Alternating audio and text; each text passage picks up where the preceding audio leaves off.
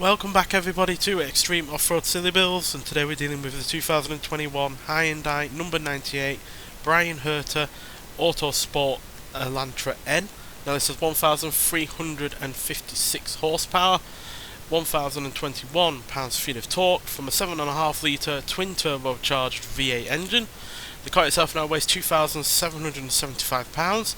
Has all-wheel drive instead of its only front-wheel drive drivetrain, as well as off-road tyres and off-road suspension, and it can now do 0 to 60 in 2.544 seconds, 0 to 100 in 4.393 seconds, and go to a top speed of 211 miles an hour. So obviously this is only a track car, so yeah, going on an off-road course could well prove too much for it, but as you can see by the off-road capability, it could be a lot worse. We've certainly had far worse than 7.8 on this series before, and the braking, launch, acceleration, handling, and even the speed are all pretty excellent as well. So yeah, this could well be a surprise, as yeah, we've seen many a time on this series before. Cars that aren't typically meant for going out on the course like this can do well, and yeah, it's had plenty of an increase in ground clearance as well. It's now 2.85 inches taller than what it was originally. So yeah, it's definitely got more ground clearance to help deal with the bumps and the jumps.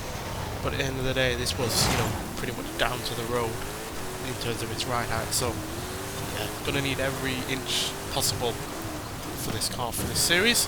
So yeah, the current fastest Hyundai on this series has been the Kona N, which is that small crossover SUV thing. I think that got into like 57th place. So yeah, that was decent for the kind of car it was, and yeah, especially considering it's not a car that had a huge amount of power originally, whereas this had originally 350 horsepower, which is obviously quite a fair bit. But yeah, we now have more than 1,000 on top of that now, so yeah. Plenty of speed on the go, as you can see. 80 miles an hour there. Now, one big advantage this will have over other cars is the amount of downforce working on it in its favour when it comes to the handling. So the faster we go, the more handling we have. Now that will encourage some risky cornering and late braking, but should prove advantageous.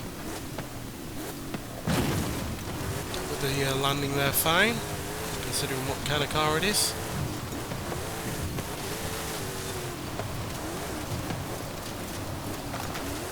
I do wish they put in the standard Elantra N though in this game. It's supposed to be actually a fairly good compact saloon kind of car, and it would be another N vehicle from Hyundai to be added to the game. Although I think it's the Ioniq 5 that I would really like on this game. I think we've got the Ioniq 6, but the Ioniq 5 just looks so much better than that car, and to have the N version of that with well over 600 horsepower would be incredible. I'm hoping that's what's going to be in the next festival burst, given the retro wave vibe that's going on with that one. And that Ioniq 5 is very much a retro kind of looking vehicle. Thoroughly modern underneath, and I really want to try it out.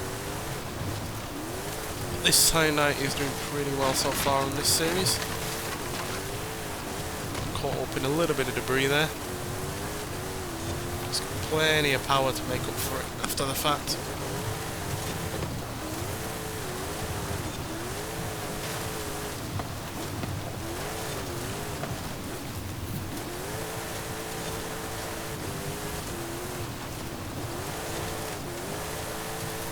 Granted, there wasn't originally power going through the rear wheels on this version of the Elantra, so yeah, it's got a little bit of oversteer issues here and there, but no real issues in terms of understeer.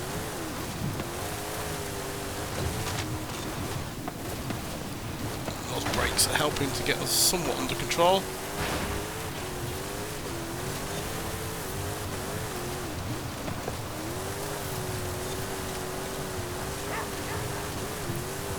I don't think we're the fastest Hyundai.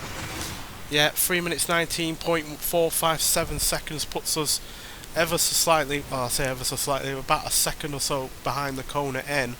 which is a bit of a surprise, to be honest. Given I figured this would have the handling and the braking to outmatch that car, but I guess the ground clearance, despite being obviously better than standard for this kind of thing, still wasn't quite enough to help it deal with the off-road elements, and the high amount of oversteer at times also was not helping.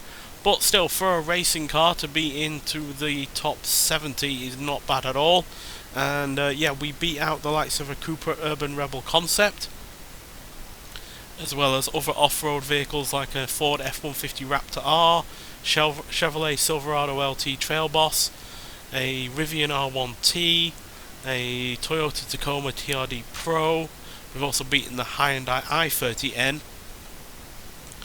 and other off-road vehicles like the Rivian R1S, Jeep Gladiator Rubicon, and the Saleen Sport Truck. So yeah, by no means the worst car that we've had on this series, but given all of that power and the fact it weighs less than £2,800, I would have liked it to have been a lot quicker, and especially since, you know, it has the downforce to be take advantage of the cornering, or, you know, the high speed corners at the very least. But yeah, there was just a lot of oversteer here and there that was hard to get under control, and yeah, the odd occasion that we were bouncing around for whatever reason certainly didn't help keep control at our fingertips either. So yeah, that's a little bit of a shame, but still overall a decent car, and by no means the slowest Hyundai, and neither is it the slowest vehicle that we've had on this series by a long shot. So yeah, overall pretty solid. You can get it in the current festival playlist, I believe, for 20 points. It's well worth getting if you're into your racing cars, but nonetheless, thank you for watching, and I'll see you in the next one. Bye.